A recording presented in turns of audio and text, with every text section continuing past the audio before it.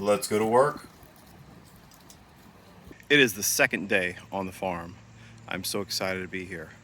Today, the first thing I did is develop some shade under this tree.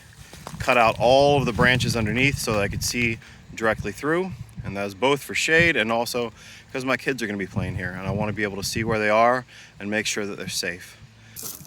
The third reason I wanted to get all these branches was so I can cut some stakes to mark out my garden beds. A branch makes a really good stake real easily. See that? Just knock it into the ground. And use it to mark out your beds. Pretty easy. We're looking for 50-foot beds here. 50 feet. Oh, that's 47, just a little bit more. And 50. There you go. All right, so we're having 30-inch beds, and that is both so that you can step right across it, so that you can straddle it and weed the garden. Also, if you want to go across your garden, you can just hop across the beds. Plus, a lot of tools are made for 30-inch beds, so that's also helpful. Not that I own any of them, but someday I could, so. Let's put in another stake to mark the other side of the bed. There you go. Now I'm going to mark out the entire bed with twine, just doing a simple loop. Put it around the stake, and then I'm going to wrap it all the way around three sections. Wrap it around, leave one end open for the wheelbarrow. And now to fill the wheelbarrow. But this is going to take a little bit, so let's speed this up. Word to the wise, always make sure your wheelbarrow's wheels are filled up with air before you fill it with compost.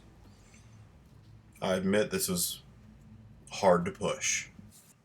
Unfortunately, I only got about 4 wheelbarrow loads before the owner came by and had a good suggestion for me.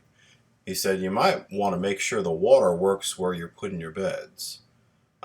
So we're going to try that out. So this is what it looks like within the twine. At first we only knew where the center valve was. We didn't know where the eastern or western side of the garden's irrigation was for the valves to control the water until we did a little digging. That one controls and that. They showed themselves. That, and this one controls that. Okay. Let there be water. So you'll have to dig that out and open that up to get water for your planting. All right. Okay. I knew we'd have trouble when we cut on the system, and we did. What I didn't expect was for the house to have trouble too. This is the plumbing for the house that we had to fix because the pipes bust. Not a fun scenario. Some PVC cement, a clamp, and a little time solved the problem though.